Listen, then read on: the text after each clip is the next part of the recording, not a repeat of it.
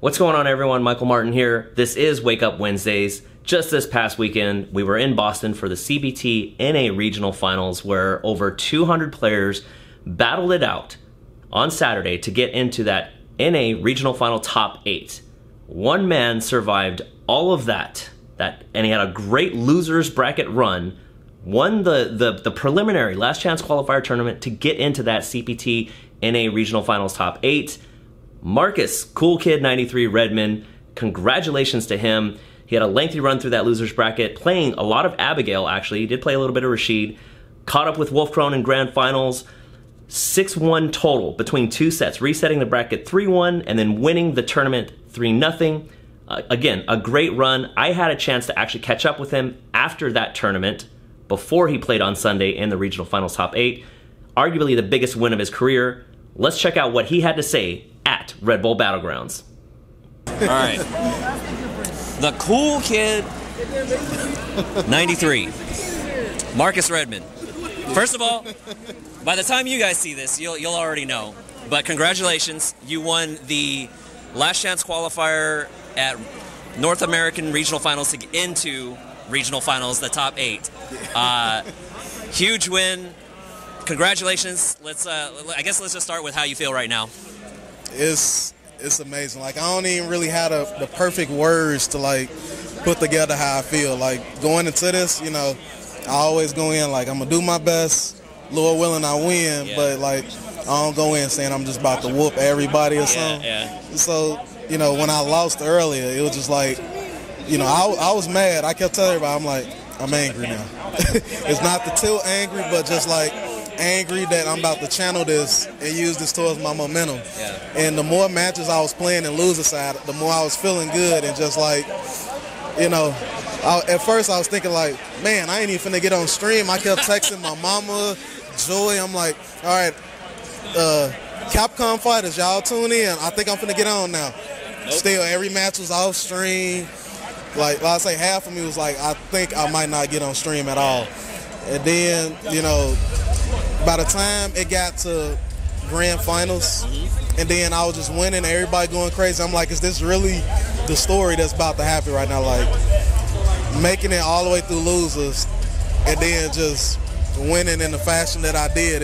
I was like, is this really happening right now? It was just like a blessing, an amazing feeling. So I actually got a chance to see a lot of you play because unfortunately you were in losers. I was watching some of like the top 16, top 8. Some of that was off stream, unfortunately. But yeah, you get into grand finals. You got to play Wolf Crone. And, you know, you play a lot of matchups today where I know you bounce back and forth between like Rashid and Abigail. You go into grand finals against Wolf Crone, who plays Laura, but I think he had been using Zeku earlier also. Yeah, I saw that. Yeah. So most likely he would have played Laura. I'm assuming you guessed that, but coming in, you're like, I got to make a choice between Rashid and Abigail. Why Abigail? Oh, so Abigail, you know, like one of the things about playing Abigail is like he fits perfectly with Street Fighter V. Like, you know, I felt like, you know, now this is a character I can fight fire with fire, you know, pull some shenanigans out, get some big damage, and playing Adam, you know, I've been playing Adam since like season 1, so I've been playing him a lot, you know, with Abigail online, so I was real comfortable in like the matchup, so that's why. And, you know, it's plus, like, you know, the mix-ups with Laura, it's like, I got the health to withstand it, you know. And I know if I get a good clean hit, you know, that's going to be it. Yeah. So that's why I instantly went to Laura, not Laura, but Abigail, you know, and it's like the fireballs. Yeah. She can't throw fireballs. I can trade every time, to trade in my favor, you know. And it's a case of also, like, they don't know how to really approach Abigail, but I know how to approach your character with Abigail. So that's why I instantly went with, you know, Abigail. And it's like Rashid, you know, everybody at this point know Rashid. And plus, like, I'm familiar in that matchup too. But I'm like, the momentum I'm on right now, like Abigail, this, you know, this all Abigail right now. Obviously, your wife wasn't here. It sounds like it actually sounds like she might be here by the time. Of course, by the time people see this, you know, we'll know what happens. But whether she's here or not, But actually, and you talked about it when you were interviewed on stage a little bit, but I actually want to hear also from you. We know that that joy is a huge part of your life, of course, but even this career at this point, this competitive career at this point, right? I got the pleasure of meeting you for the first time, as well as her at Combo Breaker. We talked, of course. Red Bull just put out a video featuring her too, right?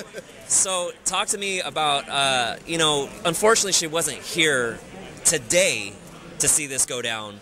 But talk to me about how you think she felt through all of this. I mean, did you feel like something from afar? You know what I mean? Like, yeah, the whole time I was playing up on stream, I just felt in my heart like she going crazy. She screamed right now, like her spirit was in me. Like I felt it, and it kind of like made me play even better because I know she just more than likely crying and just extremely proud of me. And I know she just screaming by herself at home, knowing she watching me do what I do.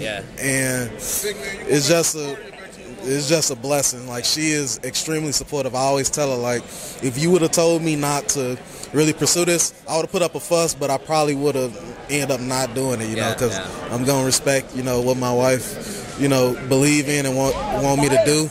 So she never, ever tried to tell me, do otherwise. She just stuck with me through it, early going, slightly skeptical, but never told me not to, give up or quit.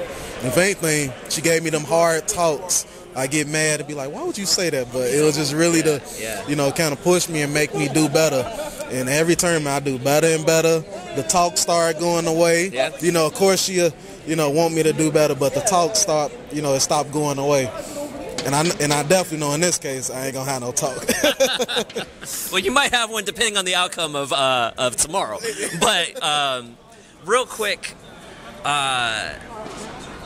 based on what happens tomorrow, if I remember right, you're probably gonna have to play Punk first. How do you prepare for that? I never really played Punk in tournament before, but I'm gonna stick with the same motto I've been sticking with since I, first started this. Everybody, regardless of how good they are, they all human. Everybody gonna get scared at some point. Everybody gonna make mistakes, and I'm not gonna, adjust my style because, it's this certain player, all this stuff ain't gonna work on them. Like how I was playing today, I'm gonna do the same stuff tomorrow. I ain't gonna not do it because I feel like, this dude's just amazing. He ain't gonna fall for it, And I feel like in this case, I'm sure he probably ain't really fought Abigail before. And if he did, it probably wasn't like real, strong ones. Right. So, just take it, slow. And like I say, just treat it like any other, player. That's why I feel like a lot of people kind of psych themselves out. They look at who they playing. For me, it don't matter. And then the fact that, hopefully my wife make it here in time, so it definitely ain't gonna scare me that I'm running into, playing Punk. God, I can't. Can you imagine when his wife shows up? Yeah, he ain't never, like I said, I never played him before, so he didn't necessarily ever experience my wife personally talking to him. So my goodness. So that's gonna be a sight to see. Hopefully she make it in time. I hope so too. All right, last ones. They're closing down, and I know you want to go. You probably want to go celebrate. Of course, I don't know if you've had a chance to talk to her. Yeah. I don't know if you have had a chance to talk to her, but whatever happens in the regional finals, there is, of course, one final chance, last chance qualifier at Capcom Cup. So if, for whatever reason, you end up not winning tomorrow, which if you won tomorrow, of course, that would put you in Capcom Cup. But if, for whatever reason, you don't win tomorrow, can we expect you at the last chance qualifier at Capcom Cup? I think it all depends on how I do, because I was saying after this tournament, like if I didn't win, I just was going to wait till, AE next year. So if it's like real close and I end up not winning, I feel like I'm going to just go with that momentum and then go again. But like I said, it all depends on how I do tomorrow. And, obviously if I win, then I'll be there. So I say that's the plan. It's kind real quick, what are you looking forward to most for AE? The possibility that Cody might be coming back. That's what I'm looking forward to the most. All right. Cody is my You know, my guy that's been my main since Street Fighter 4. So the possibility of him making a comeback, I think that's what I'm looking forward to more than anything.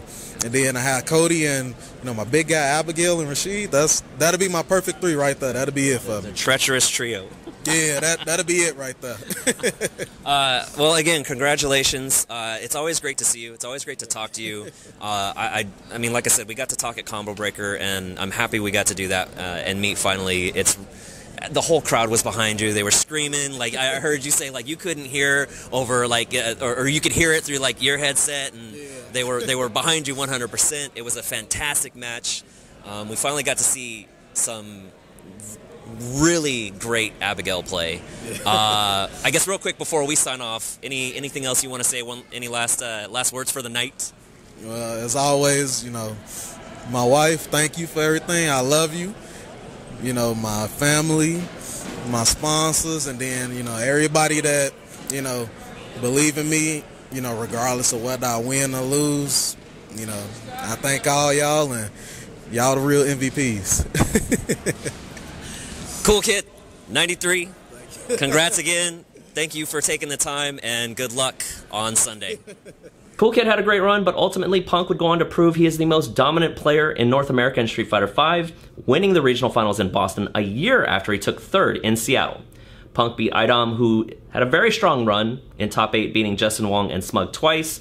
Full results are as follows: Punk and Idom finishing 1st and 2nd, Smug and Knuckledew 3rd and 4th, 801 Strider and Brian F. took 5th place, and Cool Kid 93 and Justin Wong rounded out top 8 in 7th. By the way, Cool Kid 93 did confirm he is coming to the Capcom Cup Last Chance qualifier in December. Speaking of which, you still have time to register for the Capcom Cup Last Chance qualifier on Friday, December 8th. Tournament begins at 11 a.m. Visit the Smash GG link in the description. Online entry is $20. We have some heavy hitters that are already registered for the tournament, including Infiltration, MOV, F-Champ, Alex Myers.